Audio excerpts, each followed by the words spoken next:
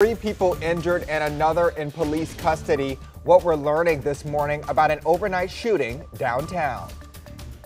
Beautiful view this morning of the Gateway Arch. We have a warm weekend in store. I'll tell you how hot it's going to get. It's eerie when you have to sit in a room with a person that murdered your husband. Moving forward after an emotional month in court. What's next for the family of a fallen St. Louis police officer now that his killer was found guilty? Today in St. Louis, Weekend Edition starts right now. This is Today in St. Louis, focused on you. There we go. Wake up, wake up. Right now we are getting a live look at the Gateway Arch, and it's one of our favorite sites. Beautiful view. You know it. We always have to open up with it because it's just so beautiful. Best time of the day for it. Yeah, good morning to you. It is Saturday, May 18th. I'm Travis Cummings. And I'm Mercedes McKay. Thanks so much for waking up with us. Weather First meteorologist Tracy Henson is here with us today. Tracy, we have a lot going on. We have art on the square, Taste of Maplewood. So a lot happening outside for people this We're really weekend. Starting to get into the full swing of festivals. Yes. It sort of has like a slow trickle, and then it's just boom, it's here. It's so fun. All of those outdoor events. And today we have a really nice forecast for it. We will see a few pop-up storms, and these are the kind we'll be able to see on the horizon sort of brewing. 64 degrees outside right now, calm conditions. We did have a little bit of fog. That has started to lift just a little bit. Winds are nice and calm.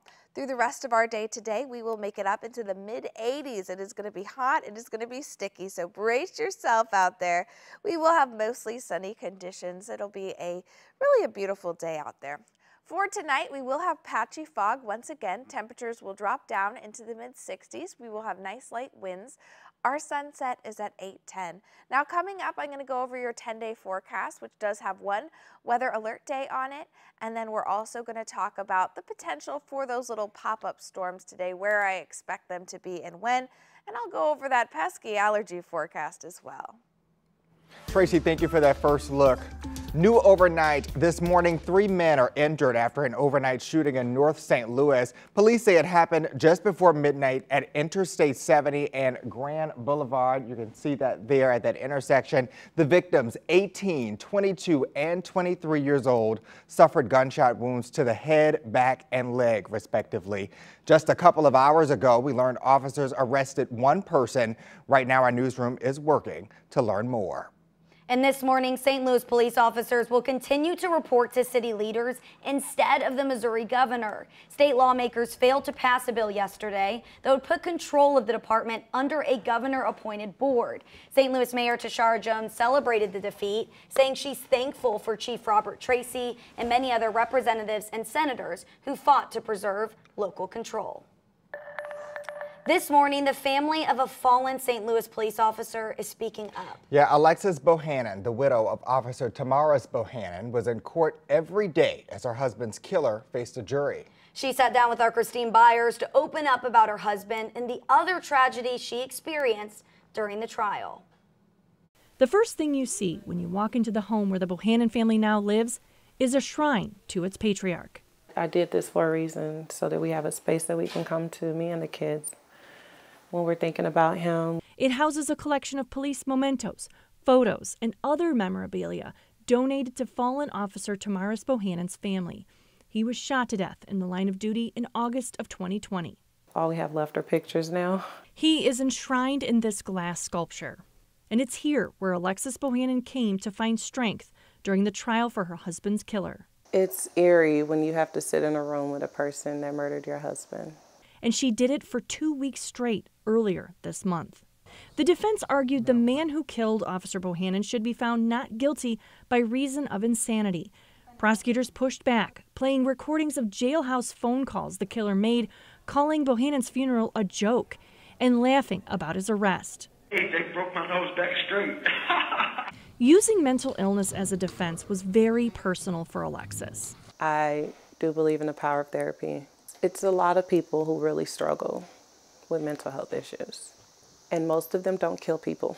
Alexis bolted out of the courtroom when the suspect's ex-wife talked about how her children can only talk to their dad on FaceTime calls. And I'm just thinking to myself, at least they have a dad to talk to. My kids have no dad. The audacity, right? With her in that moment, just like always, was her younger sister, Amber. I even made comments to her like, Amber, you don't have to be here every day. Like, go home, go rest. And she was like, no, that was my brother.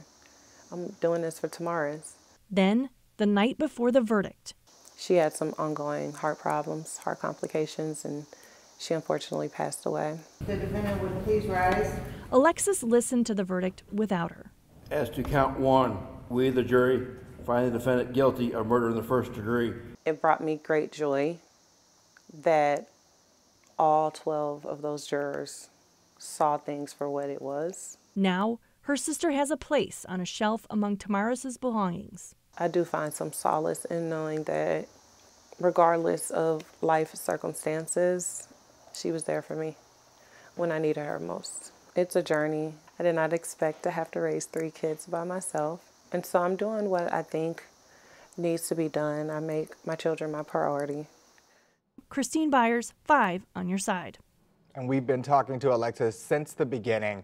One big priority for her is the Tamaris Bohanan Memorial Foundation. It's a nonprofit that helps undergrads pursue degrees in criminal justice, social work, human services, and criminology. Well, this morning, the future of many St. Charles County libraries is still uncertain. The county's Board of Trustees met just last night to consider closing certain branches. After 4.5 hours of deliberation, the vote was postponed another month. Yeah, our Annie Krall was at that meeting, and this morning she shows us why many of those libraries are struggling to stay afloat. We have been trying any number of things, considering any number of things. As you know, we've changed hours, we closed on Sundays for a period of time. We really have, we're exhausting all possibilities, thinking as creatively as possible. Potentially flipping the page for libraries in St. Charles. The Board of Trustees vote yes or no to close 3 medium-sized branches. A lot of numbers were thrown out at us, and it was hard to understand exactly what was said for what. And they're spending, I think he said, $50,000 to $60,000 just on e-book rentals. Overall circulation for St. Charles City County libraries has changed since the pandemic. Before, they had 6 million items in circulation. Now, they still have 6 million. But childhood classics like Dr. Seuss, or maybe one of your favorites like Curious George, are now being read increasingly online. These branch closures as early as June 30th potentially mean possible job cuts or people being reassigned. Jason Kuhl, CEO of the St. Charles City County Library, said consultants found 70% of their staff was making below the minimum wage of comparable libraries. But now librarians worried about losing their jobs entirely, opening the floor to public comment with about 200 attendees before voting. Don't listen so much to the consultants. Listen to the people. Besides audience members disagreeing, board members butting heads. We are required to notify the public of actions that we're going to take. The person on the board that had any input on any of this was you. That is incorrect.